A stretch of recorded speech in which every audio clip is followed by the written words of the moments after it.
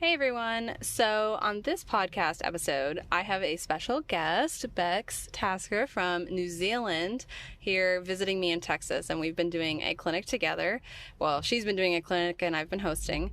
And we had a really interesting topic come up that we thought would make a great podcast episode. And so I have brought her onto this podcast episode to kind of discuss and share with us all her views on the topic and also my own. And we're kind of just going to bounce back and forth. You're going to basically hear us just have a conversation about how we approach answering a question like this and our own personal experiences and opinions. So, we'll get into the subject in just a second, but I want to start off by saying that we have a deep respect for everybody's individual opinions, and this is not the end-all be-all for what it might be for you, but we do want to just talk about our experiences and how we feel, and maybe it'll help you in your horsemanship journey.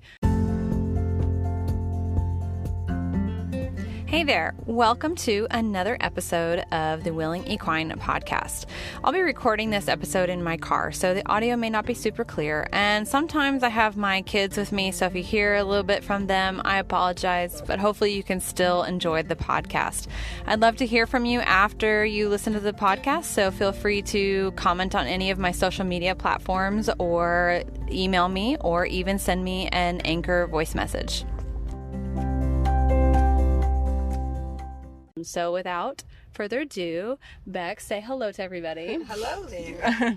You will be able to tell my voice from Adele's because we talk kind of differently. So. You have a little bit of an accent, although you've been telling me I talk very funny. You have an accent. I talk normally. Oh, okay. That's how it is.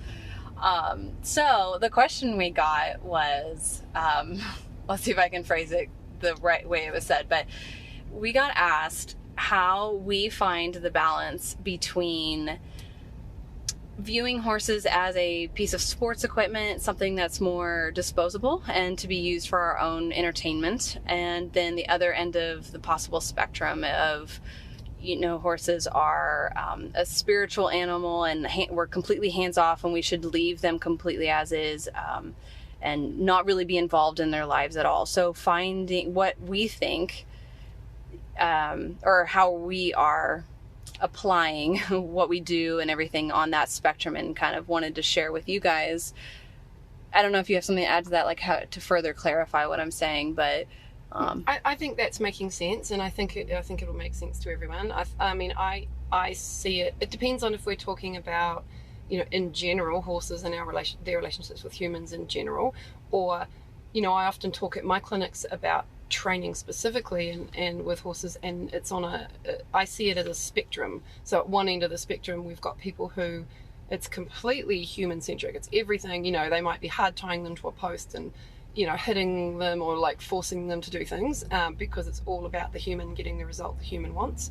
And at the other end of the spectrum are those who just kind of want to let them loose in the hills and admire them from a distance, and depending on your own personal ethics and philosophies and where you are in your journey, and also depending on which horse you've got in front of you in the moment, will depend on where you sort of sit across that spectrum. And what I find is that people tend to move up and down it just a little bit depending on all of those kind of factors. Yeah, absolutely. And your past experiences, your goals, and where you are right now in your horsemanship journey, just 6 months ago, I might have been slightly different on the spectrum than where I am right now. Absolutely. And if I hadn't had, there's a particular horse of mine that I'm thinking of, if he hadn't come into my life, then I might currently be sitting in a different spot on the spectrum. And to me, it helps me to be more compassionate and accepting and open-minded towards where people are at, because it is such a personal thing with so many factors influencing it. Yeah, absolutely. I think, though, sometimes because of social media, and not just social media, social media has so many benefits, but because of the way it's just naturally set up to show highlights and to create images, we show the best, right? We show ourselves at our best, and we want to see pretty pictures and horses galloping and bitless and bridleless, and tactless, completely, at liberty on the beach, rewilding horses and creating this almost romantic view of horses. And sometimes it doesn't always come off as this really practical way of keeping horses, and then we start to question whether or not we should have horses, and then we go down all that, but we don't need to necessarily go down quite that far. But in our own horsemanship journey and with the ethics, how do we balance on a day-to-day basis respecting our animals, our learners in front of us, and their needs and their emotional and physical well-being, while also enjoying the relationship with the horse and not being completely hands-off? Yeah, and being a little bit practical and sort of pragmatic about the realities of life. I've heard stories of people who go right to what I would consider the extreme and literally rewild horses, or have horses that they keep but they don't handle. And some of those people, the impression that I get is that part of the reason is because they don't want to apply any aversives inadvertently. My personal opinion is that it is our ethical responsibility to make sure our horses are prepared if something goes wrong. Mm-hmm. So, Adele, you and I were talking earlier today about the medical necessities, husbandry and things like that. And to me, you are remiss in your responsibilities if you keep horses without adequately preparing them for those kind of situations, because you have too much of a romantic view or an idealistic view of how we should be interacting with them. Yeah, and also a romantic view of what it really is like to be a wild trail horse. Yes, exactly. So, I've been out on the ranges in New Zealand and seen our, feral but essentially wild horses, and it's not all sunshine and roses. The nature fallacy is alive and well. You walk down the shelves of any sort of grocery store and you see everything about being natural, and it's not actually as black and white as that, right? There's something to be said for we have been domesticating horses and altering, breeding them selectively and stuff. So they're not feral Mustangs we pulled off of the range. I mean, some people do own those horses, and those horses do quite well maintaining the same natural type of lifestyle and stuff like that. But, then when we go back to, so we leave these horses completely untouched, which if somebody decides to do that, I'm not saying it's wrong or bad, but I don't think we should feel bad for it. And I think we might even consider it to be a really good approach to say that we're going to train our horses up to the extent of that we can take care of them medically and physically, and if something were to happen, I think so that's where I personally draw the line. Yeah. So I mean, I'm saying my personal view is that that's an absolute. Yes. Yeah, I agree. That's a necessity. Yeah. That's a necessity for us, even in the horses that we do want to be pretty hands off on. Yes. To at least provide them the ability to be treated if necessary. And that means, in my world, 6 weekly hoof trims, and it means regular dentals, and it means 6 weekly hoof trims. Mm-hmm. You do hoof trims. You mean every 6 weeks? Yeah. Okay. I'm like, you do trims. No. 6 times a week. That's crazy. 6 weekly. Oh my goodness, that's funny. Or whatever. But the point is, not once a year. Yeah. Sedated, but yes, that's you want these are all personal opinions. Yeah, but then we could also go down the line of, sure, you could sedate your horse to have its feet done, but would it not be a really ethical? I feel like it would be lower stress and more positive and probably better physically for them if we did do the training and we did help them understand that having their feet trimmed is for their benefit. Not that they'll ever fully rationalize that process, but they can understand it as a positive experience. Yeah, and where possible, because of course there's people out there, and I've met them who have to do these things because they've got horses with so much trauma. So needless to say, we're not talking about those kind of scenarios. Yes, absolutely. Yeah. But then we've got the other side of the spectrum where it's human-centric, as you say, where it's all about us. And if the horse can't serve us in the way that we want, they can't win this or be ridden or whatever, we're quick to dispose of them and move on. Or we're quick to continue to force them to do what it is that we're trying to achieve. Like, we have a goal and they need to meet it or else kind of situation. Their opinion is irrelevant in the matter because that's what's happening. Yeah, the horse's opinion, is irrelevant. And so, but do you think, I'm going to kind of just throw this out there because the question, is it okay though that we enjoy our relationships with our horses and have those dreams and desires and goals and things that we want to do with them? Like, is that okay? What if our, I don't know, like, this is where it comes in, finding that balance of, yeah, and I mean, mutually of course it's okay, right? Yeah. But well, I mean, you say, but I always go back to what does the horse say about it, because my horses tell me loud and clear that they really love my company, and that they would not be happier if I rewilded them. That's the impression that I get if I was going to try to put a little caption bubble above their heads. That, don't you wish they had little caption bubbles? that would be great. They want my company and they enjoy the training that we do.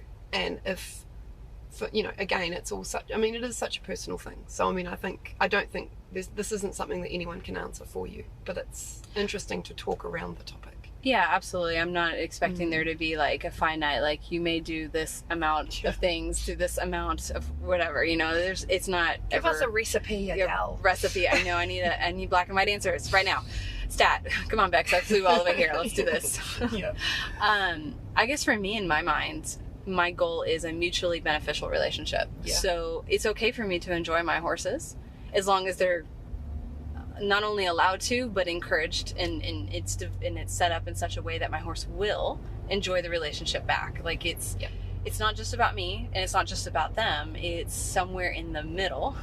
And as far as it's back and forth, like we're mutually beneficial. Which to me is about, I want to use the word boundaries, and I'm always aware that there's associated baggage and stories that goes along with that word, but I mean it in the purest sense, in that when I'm working with youth, particularly with young teenage girls, I talk about boundaries a lot. But these things are important in our lives, and in the same way that as a wife and a mother, as a friend, I don't allow my needs to go unmet to try and please everyone else and make everyone else's life and happiness and everything higher than my own, because that's not to anyone's benefit.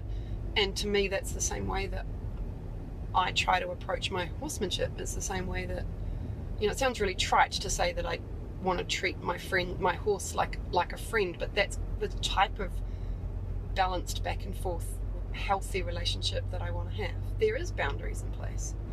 There are, but then we're also, though we're not dealing with another human where we can sit there and talk about, these are my needs, these are your boundaries. Yes. And then this is where personally I feel like more weight falls on the trainer.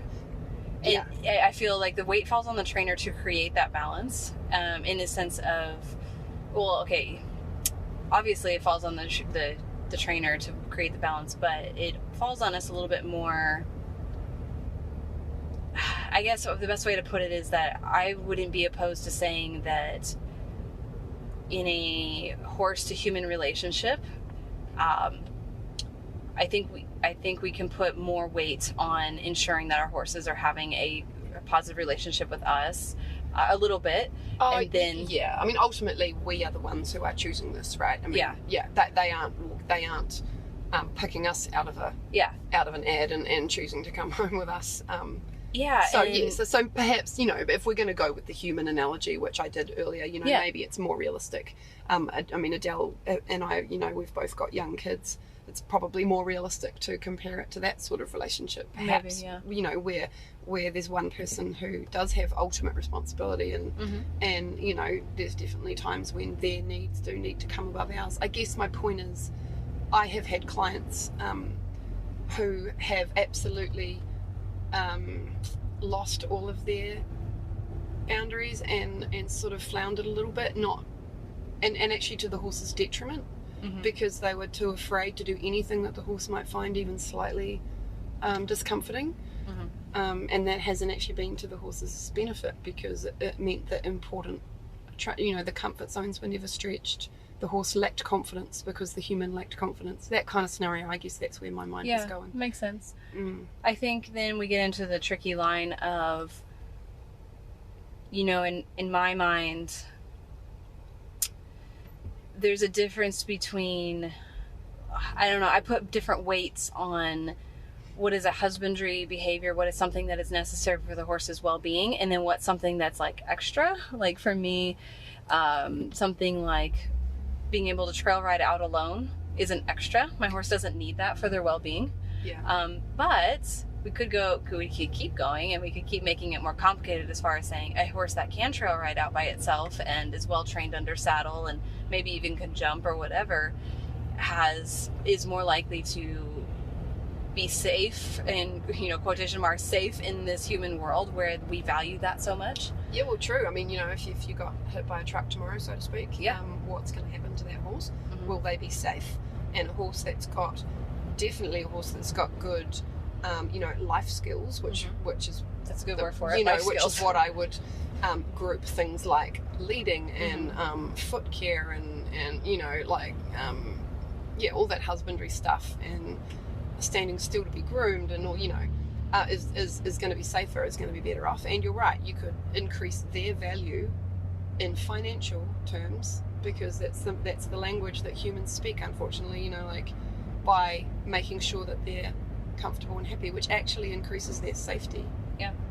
Arguably, But then we can add on the aspect of that horses really do live in the moment. So we can't say that because we're increasing our horse's value for, long-term purposes, that it's okay then to put them through stress and turmoil and pain and suffering right now, to add that, we could say it's more ethical to make it so that they can show, because then it encourages them to have, it does a better job of securing them a quote-unquote good home. But is it still, does that outweigh the horse's current mental mindset and their physical and emotional well-being in the moment? So it's like a back and forth, like finding that balance. Well, that's right. And I mean, you could throw little fish hooks into that whole conversation, couldn't you, in terms of the life of a horse that goes into certain disciplines, and it gets super complicated. It is super complicated, and we could explore every single tangent, but every single turn, but we'd probably be here forever. Not only be here forever, there's no real answer. No, well, there is no real answer, because ultimately, like I said in the very beginning, I feel it's a really personal choice. Your ethics and your values and all of that are really personal and have so many contributing factors that influence them. But ultimately, what we're saying is that it's the horse's opinion in the moment has to be respected in the same way that we want our own to be respected. Yeah, right? Absolutely. I think so, especially considering that we have them in a world that they don't, as far as we know, they don't really understand. Yeah. And so it's there's a lot of I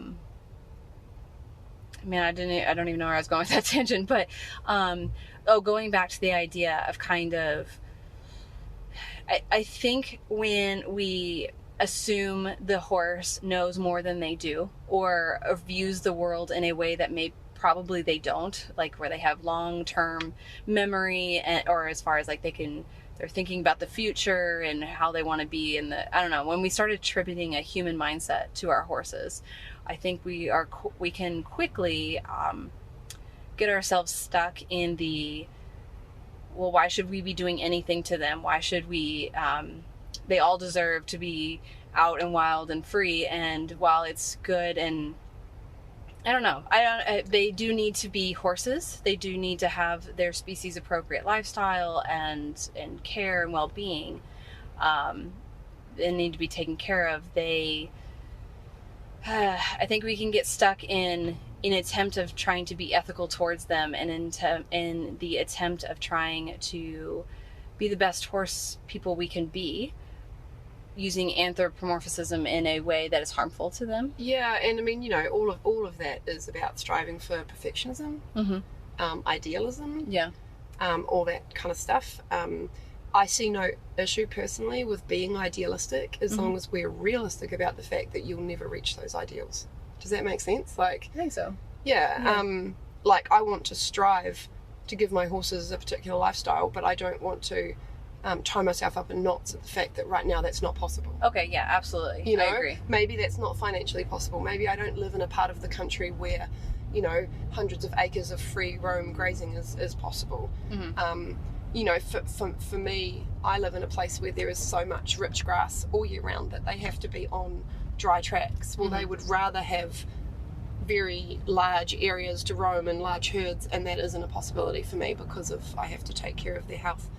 And it would be easy for that to become, you know, for me to tie myself up in knots in sort of guilt and whatever, because I'm wanting to provide them with this perfect lifestyle because they are this magical, special unicorn, you know.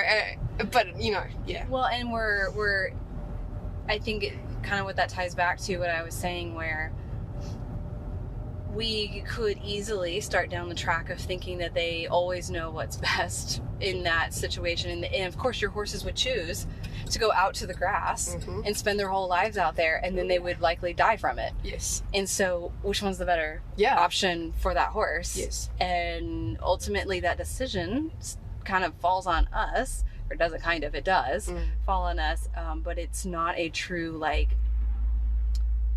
they are... If they were, I don't know, they're still horses that live in the moment, that understand what's happening right now, and are, that don't think in long term. I don't know if there's a word for that, where we still have to look at the broad picture for them. Yeah, that's right. Exactly. You know, we have to help them, like you said earlier. It's very much our responsibility to ensure that they can survive in this human world. Just like with our kids, like you mentioned exactly, earlier. Yeah, exactly. I mean, you know, I think I draw a lot of parallels between parenting of young children and horse training, and, you know, and that should be complementary to both sides, you know, because I love both. But this is the thing, I really do feel a weight of responsibility to make sure that they can survive in this human world. And just like with children, that doesn't mean that I need to use loads of pressure, because out there in the real world they might have that happen and they need to understand it. Just like I don't need to harden up my child in preparation for the hard world out there. In fact, I feel the opposite. I need to provide him with you know, nurturing and unconditional love, so that he can you know, he can survive it if and when it comes. And he's a better emotional and mental health. That's right. Well-adjusted person. Well-adjusted. Whereas, you know, there are people, I think, that approach it more the other way, that's what's going to happen in life, so I'll get you, you know, you should get used to it. But at the same time, if he's running out towards the street, you're going to grab him and be like, even kicking and screaming. Well, there you go, and there's a hot topic for a whole nother podcast. Because, you know, at what point... Well, I think or a better maybe example to, like, the grass situation. Like, you're not going to, you know, allow him to, I would hope, like, to eat Snickers all day long. Well, exactly. I mean, you know, like, I love my horses, but I know better than them. Yes. In some cases. Yes. And, you know, I'm not apologetic about that. No, and so there is limit to the choices that we offer. We still respect their choices within a spectrum, like within a range, and we work very hard. Like, you would work really hard to make it so that your son was enjoying the healthier meals, and you would make it a positive experience for him. And well, like he doesn't want his shots, right? He doesn't want to go to the doctor and get his shots. He's going to get them. Yeah. But I will do my best to make that experience as unaversive as possible. Yes. It's not going to be fun. You know, like, or even things like, you know, on some days it might be just coming in from outside. You are coming in from outside. Yeah. But I will do everything I can to make it super positive. Yeah, to make that as positive as possible. But it doesn't mean that I'm just going to allow him to stay outside until midnight. So that's what I was talking about when I was talking about boundaries. No, that's what boundaries means to me, and that's what I think we need to hold with our horses as well. Absolutely. And then I think this can tie back into enjoying our relationships with our horses, because as a parent, your son, and I have kids too, I have 3, so I'm right along with this. I'm agreeing. I'm just using her son as an example. You enjoy your relationship with your son immensely. And so you have it in as he gets older, and I know many parents where their children are like their best friends. Like, but it doesn't mean that there are no, like, limits, and that they're idolized and created. I don't know. It doesn't mean that it's not a mutually beneficial relationship and a mutually enjoyed relationship.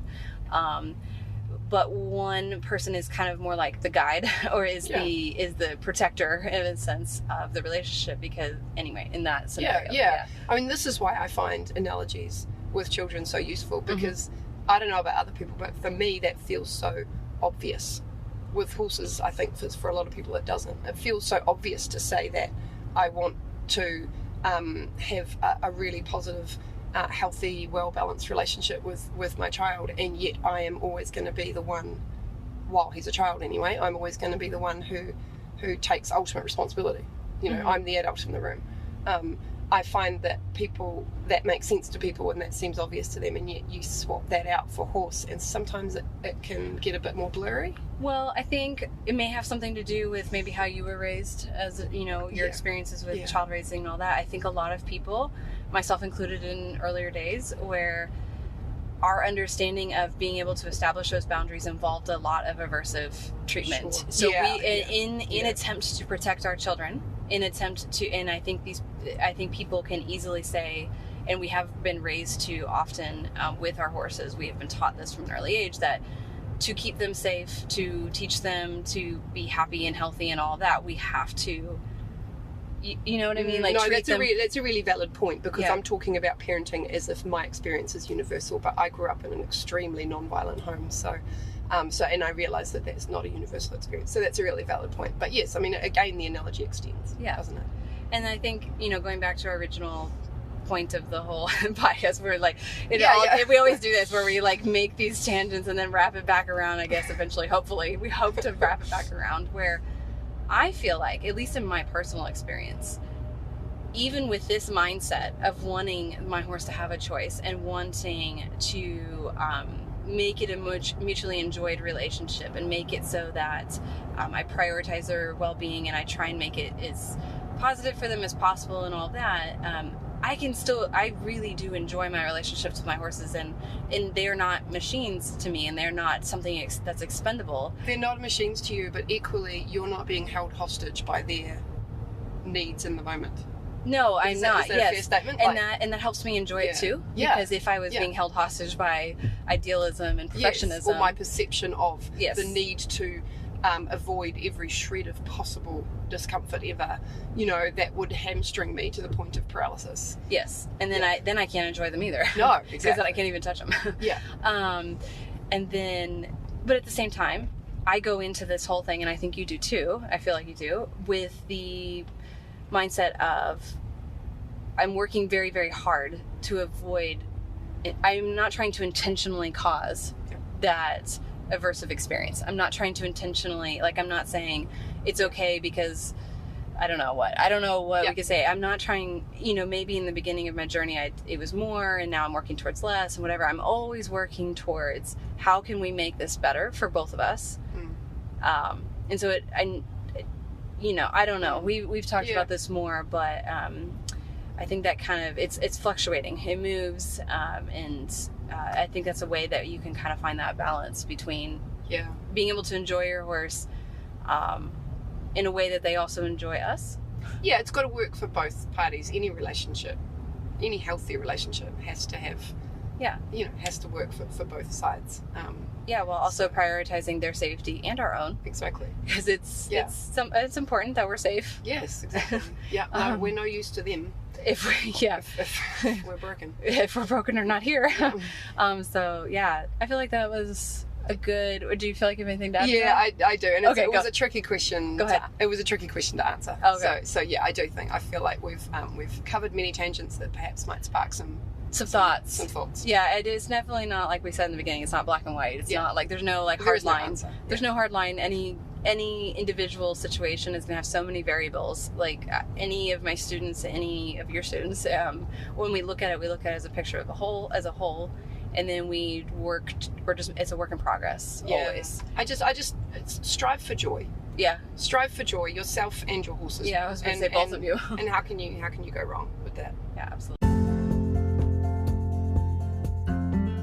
Thanks so much for listening. If you'd like to find out more, head to my website, thewillingequine.com. On there, I have a really extensive blog. I'm a very prolific writer.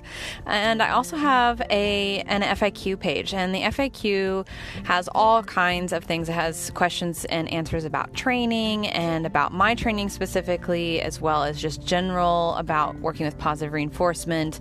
There's also sections on there about health and behavior. So all of that.